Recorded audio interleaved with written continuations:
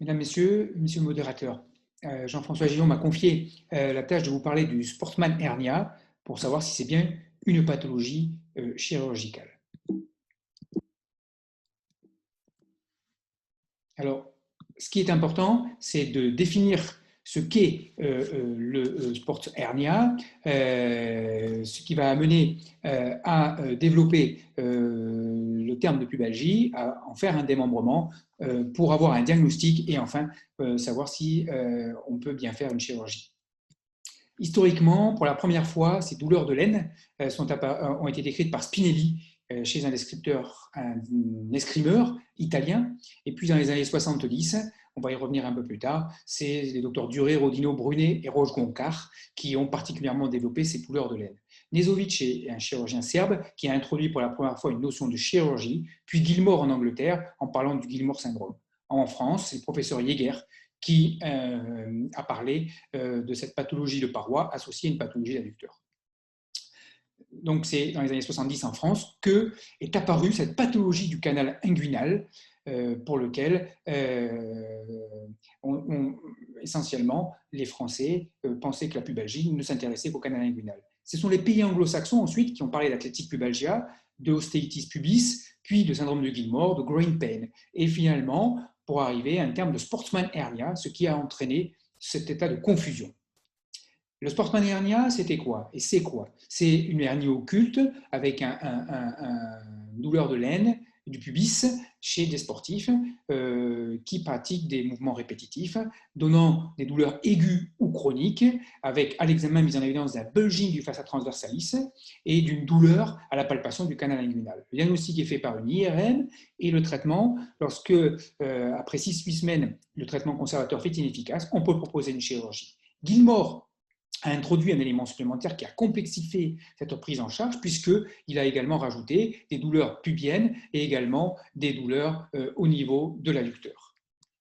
C'est pourquoi, en 2014, a eu lieu une conférence de consensus à Doha qui réunissait des médecins, qui réunissait des physiothérapeutes, qui réunissait des chirurgiens de tous les continents pour pouvoir définir définitivement ce qu'étaient ces douleurs de laine qu'on a appelées groin pain, et on a défini en fonction d'examens cliniques particuliers et de tests une forme adducteur, iliopsoas, inguinale et pubienne. Dans la forme inguinale qui nous intéresse, puisque c'est celle qui se rapproche de cette forme de sportsman hernia, on avait des diagnostics très précis et des tests qui permettaient de faire entrer un patient dans cette forme-là.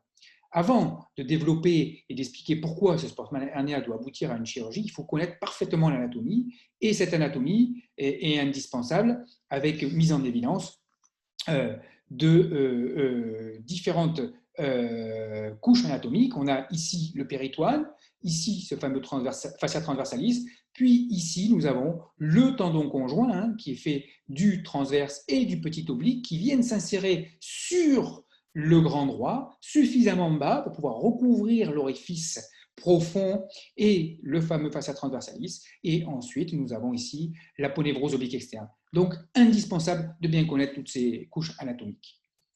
On regarde de la même manière sur une face antérieure et on voit bien que le tendon conjoint vient bien s'insérer sur le bas et va donc à ce moment-là recouvrir, lorsqu'il s'insère parfaitement au niveau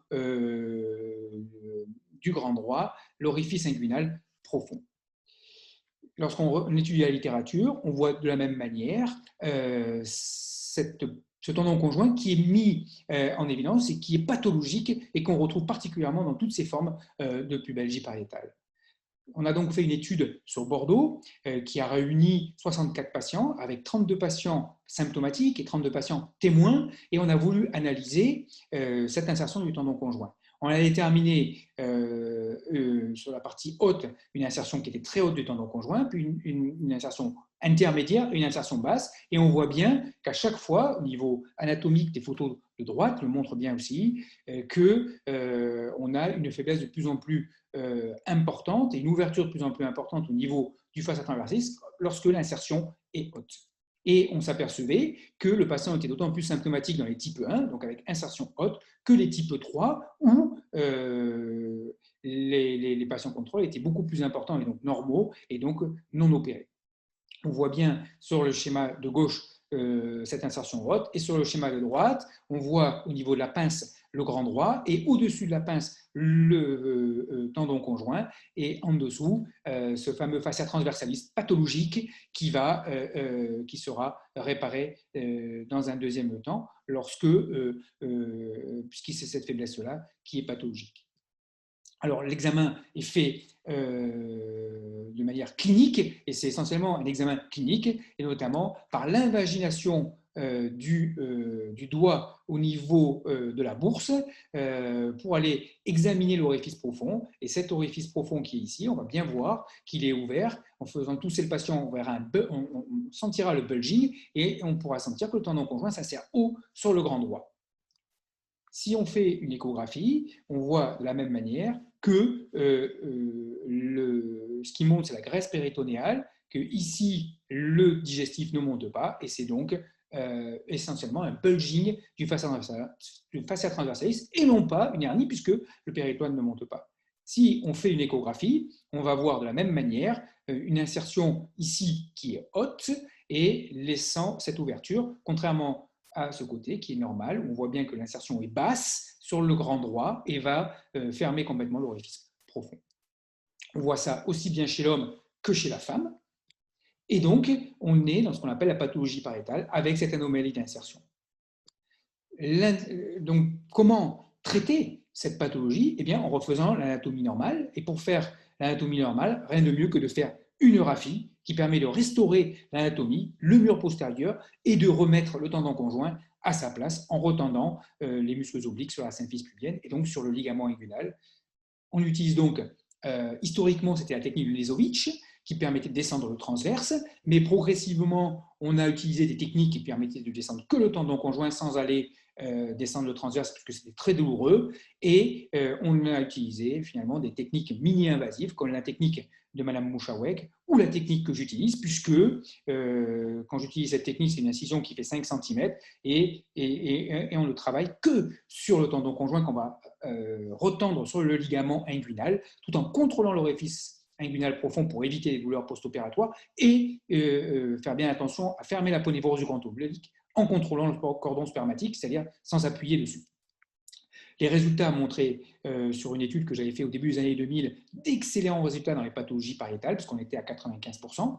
Et si on regardait la littérature, on avait également des très bons résultats, avec des reprises environ un mois et demi, ce qui est encore confirmé aujourd'hui.